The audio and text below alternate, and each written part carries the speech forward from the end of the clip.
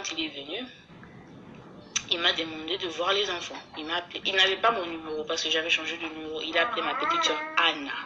Il y avait toujours le numéro de Anna. Et Anna m'a appelé pour me demander, oh non, il y a Péniel, regarde, il y a Mike qui l'appelle.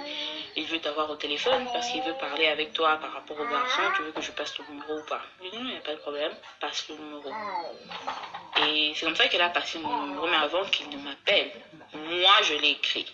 Moi, je l'ai écrit parce que moi, j'avais toujours son numéro par cœur. Je connaissais toujours son numéro par cœur. Je ne l'avais pas enregistré dans mon téléphone, mais je le connaissais par cœur. Je l'ai écrit un message, j'ai juste dit tout simplement, tu me cherches. Et c'est comme ça qu'il m'a appelé. Oh non, je suis à Dallas. J'aimerais voir les garçons et tout ça, tout ça. Et comme les garçons étaient déjà, ils étaient déjà à la crèche, je lui ai dit ok. Et moi, je travaillais aussi dans cette même crèche. Je lui ai dit ok. Nos programmes sont un peu compliqués, mais tu peux venir pendant ma pause, pendant que nous sommes à la crèche, parce que je voulais aussi que le premier rencontre soit une rencontre publique, ok? Dans le public, au cas où il y avait du désordre, je voulais que ça soit en public. Et c'est comme ça qu'il est venu à l'école avec notre ex-parrain de mariage et avec l'un de ses, je sais pas, l'un de ses amis ou je sais pas le gars. Et ils sont venus à l'école et il est entré. Il a rencontré Zion pour la première fois en août à la crèche. À la crèche. Et il a vu Shadai et tout ça, tout ça. Et c'est comme ça que notre ex-parrain de mariage nous a demandé, je sais pourquoi j'explique ça. On va chuter dans la cagnotte. Je sais pourquoi je vous donne un peu ces timelines. Alors, notre ex-parrain de mariage nous a demandé si on pouvait, le jour suivant, se rencontrer chez notre parrain de mariage. Là, suivez bien. Si on pouvait se rencontrer chez notre parrain de mariage pour qu'on ait un peu un terrain d'entente en ce qu'il s'agissait des enfants. Donc, pour toutes les personnes qui disent, oh, pourquoi tu ne l'as pas appelé, pourquoi vous n'avez pas essayé de chercher un terrain d'entente, je l'ai fait à 1001 reprises. Parce qu'à part ça, à part cette terrain d'entente que le parrain avait organisé, je l'appelais. Moi, j'appelais Mike avant que je ne puisse supprimer son numéro et ne pas l'avoir échangé mon numéro avant août quand il cherchait ma soeur. Moi, Péniel, je l'appelais, je l'écrivais. Je peux aller même plus loin pour dire que je le suppliais d'être présent dans la vie de ses enfants. Ok? Ok? Merci. Alors, on s'est vu le jour suivant chez notre parrain, Papa Rouget, ex-parrain de mariage, Papa Rouget. Et on parlait. Et Papa Rouget m'a demandé, moi, quelles sont tes demandes et qu'est-ce que tu veux de Mike et tout. Moi, j'étais claire. J'ai dit que je veux qu'il soit présent physiquement et financièrement dans la vie de ses enfants. Parce que, Tilelo, à part $40, au Mike appelle ça Shada une école, na crèche wana. Le jour qu'il l'a rencontré pour la première fois à la crèche. À part $40 wana. Tilelo, je dis bien jusqu'aujourd'hui. Même 100 francs, il n'a pas sorti pour ses enfants. Et Mike, vous aimez trop dire que Péniel aime tout exposer. Moi, j'expose pas. Moi, je me défends, ok?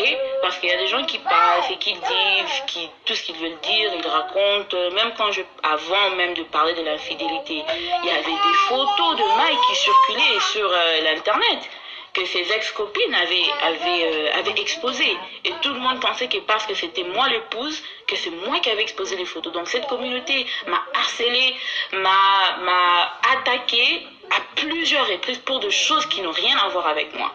Moi, quand je parle, quand je réagis, c'est une réaction, c'est pas une action, c'est toujours une réaction et je ne réagis pas à tout. Je réagis à ce que je pense est important. Et je pense demander l'argent publiquement, c'est pas une blague, ok?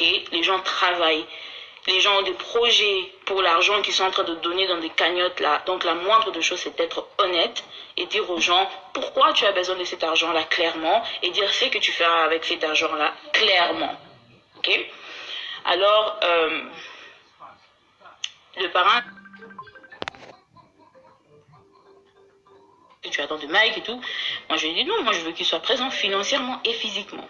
Il m'a dit, qu'est-ce que tu veux dire par physiquement? J'ai dit, physiquement, il doit me donner une horaire, ok? ok? Moi, je vis aux États-Unis avec les enfants, Mike, il vit au Congo. Il visite les États-Unis, moi, je vis au Congo. J'ai besoin d'une horaire, ok? Une horaire, parce que Shaddai a une tablette, il a un iPad, ok? Donc, si Mike n'a pas envie de passer par moi pour parler avec Shaddai, il peut appeler son fils sur FaceTime. Ok, Shaddai est tout le temps connecté au Wi-Fi. Il peut l'appeler sur FaceTime, audio, il peut l'appeler sur FaceTime, vidéo. Il n'a pas WhatsApp, mais Mike a un iPhone. Je sais le téléphone qu'il a. Il a un iPhone, il peut appeler son fils sur FaceTime.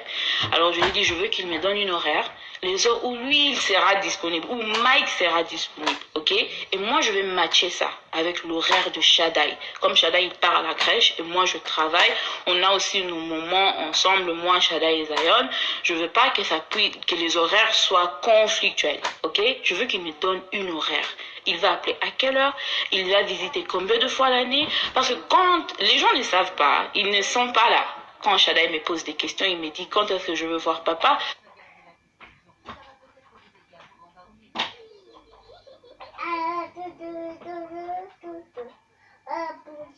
Tu penses venir aux États-Unis combien de fois par année?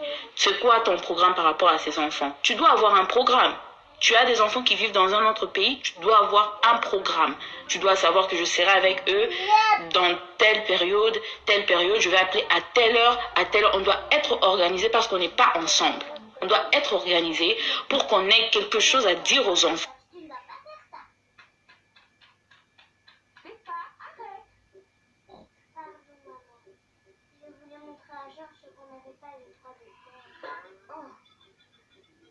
J'ai demandé une horaire et j'ai demandé aussi qu'il soit présent financièrement pour ses enfants. Et ils ont donné la parole, le parrain a donné la parole à Mike. Et Mike a dit, il n'y a pas de problème. Lui, il sera présent. Il va donner une horaire avant que tout Kabwana. Et il allait aussi être présent financièrement par child support. Ça, c'est ce que Mike a dit. Il a entendu parler de quelque chose aux États-Unis qui s'appelle le child support. J'ai dit, ok, il n'y a pas de problème. Si tu veux qu'on fasse les choses par child support pour l'argent, que tout s'efface par voie judiciaire, ok? Même les visites, même les appels, c'est le juge qui va dicter. Parce que si tu ne veux pas qu'on ait un terrain d'entente entre nous par rapport à l'argent, moi aussi je préfère pas que ce soit par moi qu'on va décider les visites, que le juge décide et que le juge trouve bon comment on va le faire, ok? Et c'est comme ça que le parent a dit, ok, si c'est comme ça que vous vous décidez, je dis, si c'est ce que lui il veut, hein, parce que moi je ne vais pas exiger comment je voulais que cet argent soit remis, et je ne vais pas exiger comment les visites, j'ai juste voulu une horaire. Alors, c'était un peu ça, et les parents ont dit, ok, on va entamer le processus de child support. Mais en attendant que le child support entre, Mike, tu dois quand même être présent financièrement. Parce que le child support, c'est pas les tu vas pas aller appliquer aujourd'hui, on te donne le child support demain. Non. Il y a plein de choses qu'il faut vérifier.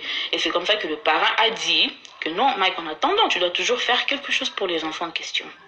Et c'est moi qui ai parlé en ce moment-là parce que je connais Mike. Je dis, papa Roger, Dieu m'est témoin. Je dis, papa Roger, si Mike doit envoyer l'argent pour les enfants, hein, je ne préfère pas que ça vienne directement chez moi, que les transferts se font en mon nom et que les transferts se font à ma banque. Comme vous êtes là et vous avez joué comme intermédiaire dans cette réunion, que l'argent passe par vous. Que Mike vous envoie, vous, papa Roger, l'argent et que vous m'envoyez moi payer l'argent. Et je l'ai fait parce que je connais Mike. Je voulais me protéger. Mike Aramutabanko, il peut t'envoyer $50 et te dire qu'il a envoyé 500.